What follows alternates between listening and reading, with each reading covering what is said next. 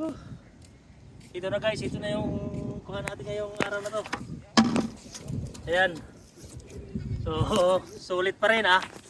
Kahit na puyat, sulit. Oh, ayan. Woo! Ha? Oh, maybe 30 kilos. Yeah.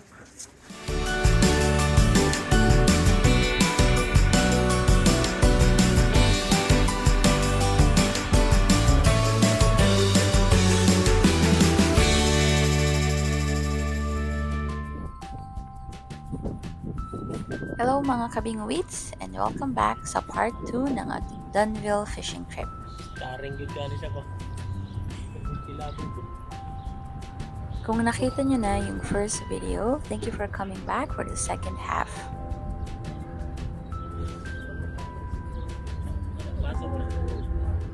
We wanna know where you guys are watching us from.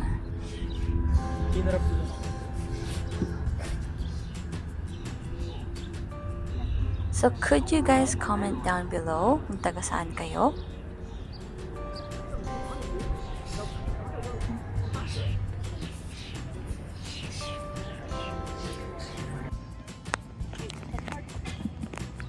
So ito yung mga kuha namin from lunchtime until the end of the day.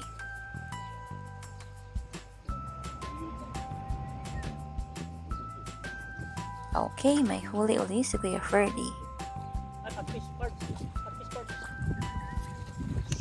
Ang laki! The first time.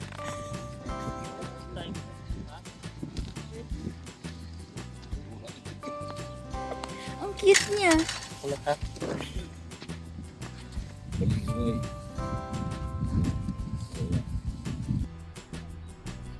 Kaya mga kabingwits, nakapunta na din ba kayo ng Dunville? And nakahuli na din ba kayo ng catfish?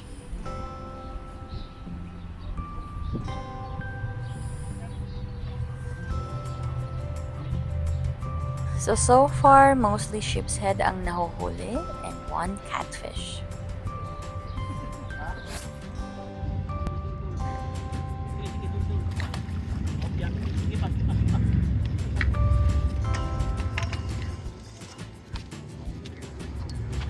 Idugang na to dito? O dito na sa pan eh? Dito na sa pan? O di asa muna? Idugang na to? Ay, huli na naman po ang ating kabingwits.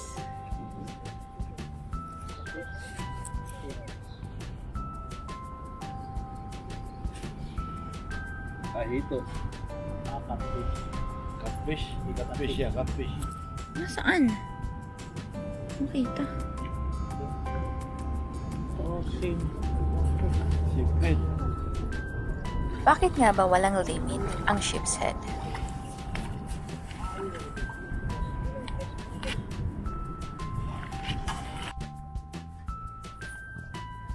May huli na naman po.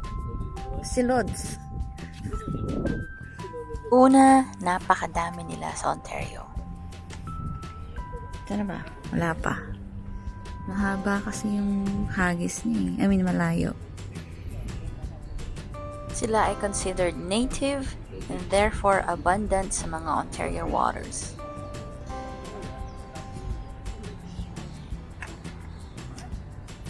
Sumabit yung line. Pangalawa, they are highly resilient.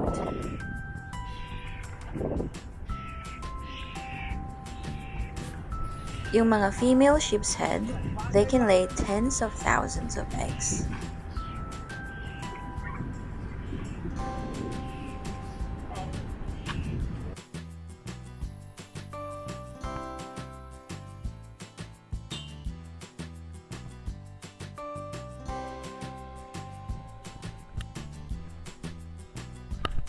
Nakahuli na naman. Mahuli na naman. Ang galing look. Pakita mo, babe.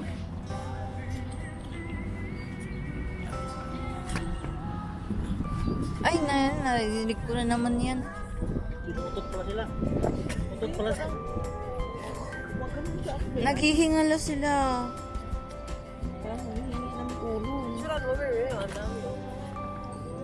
Kawawa naman. But no limit doesn't mean na pwedeng abusuhin ang paghuli sa kanila.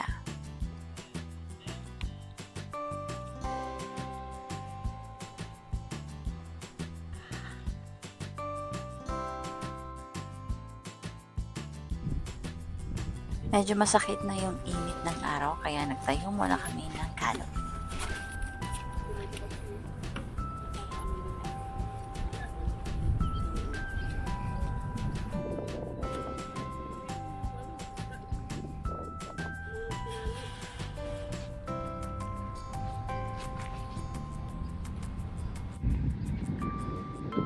There's a big fish there. Catfish. Maybe catfish? No? Saan? Swordfish. Oh, Your cousins, yeah? oh, yeah, I think. So,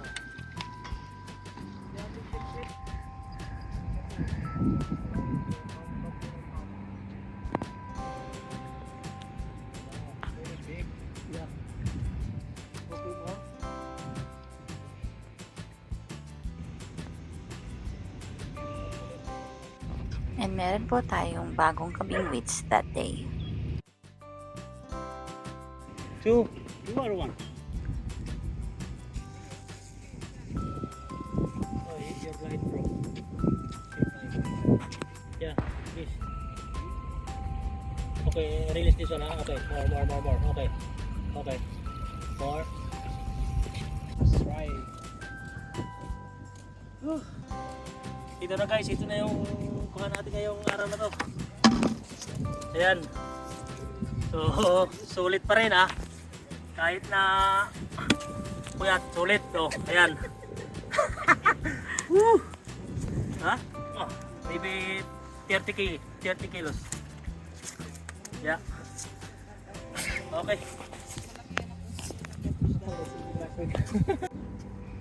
Tingnan lang dali ko dito.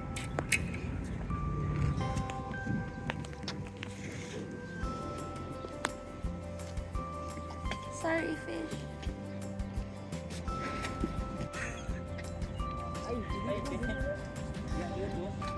Relax. Catfish yan, catfish. Yan, ganyan lang tayo. Mga lods. No pressure. Very good ka dyan. Very good.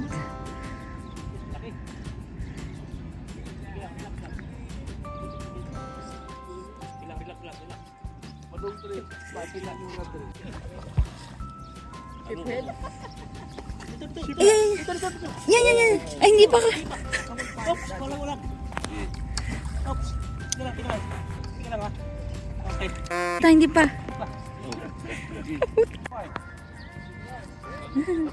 Tingnan lang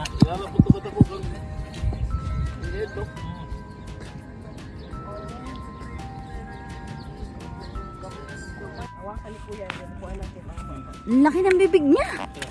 Ay, ang laki, babe. Adjustin lang.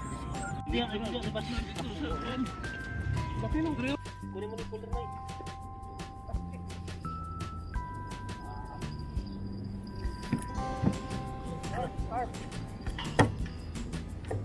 Uy, si bro mo meron.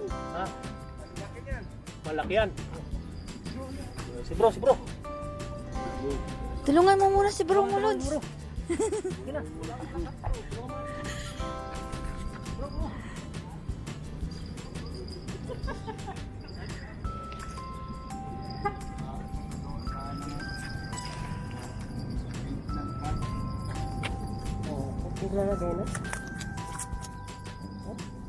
Yes.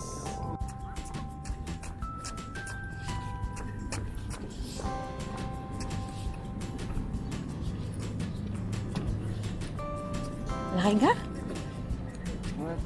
Laki nga. Carp. Ay, Lods, baka mahulog ka dyan. Ubus yung pain niyo. Carp.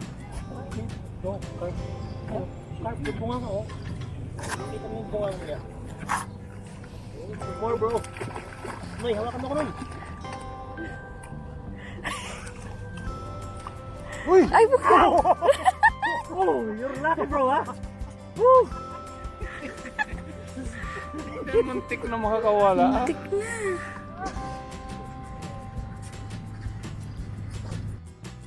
Ito, lumalaban no. Ay, yung ano, Noy, yung net Noy. Net, net, net!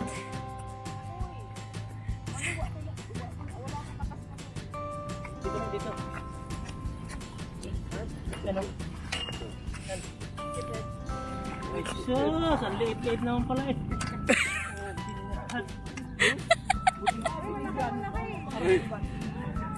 Pa, yung itsura ko parang malaki. Eh, kung makahila siya eh. Yung itsura ko parang malaki eh.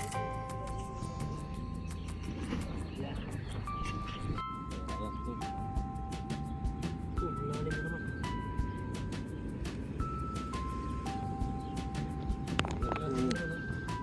Ano ka ngayon ah? Talagang sineswerte tayo ngayon. Baka meron pa. Lalim. Makita.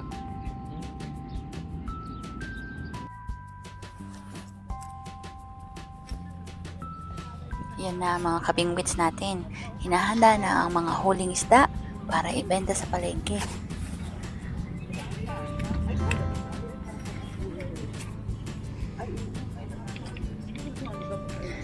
Excuse me. Anang duha ka karpa? Ay, hindi yung isa sa akin. Pwede siya isa. Tama na eh. Kaya mo na, hindi ko na nga alam kung yung mga huli ko. Ako din, sa dami. Wow, sigat. Kay kuya itong wala mo eh. Tanggalin siguro natin yung dugo nila. Ito, babe, oh, ano, picturean mo na ang parayan mo kay ano, babe.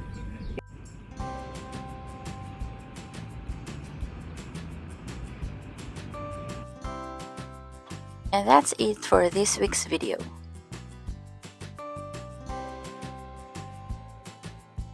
Sana sa next fishing trip nyo ay madami din kayong mahuli. We would love to hear from you guys. Kaya just comment down below.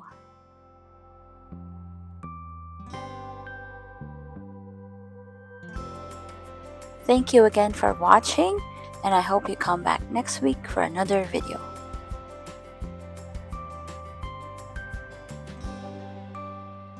Don't forget to like and subscribe.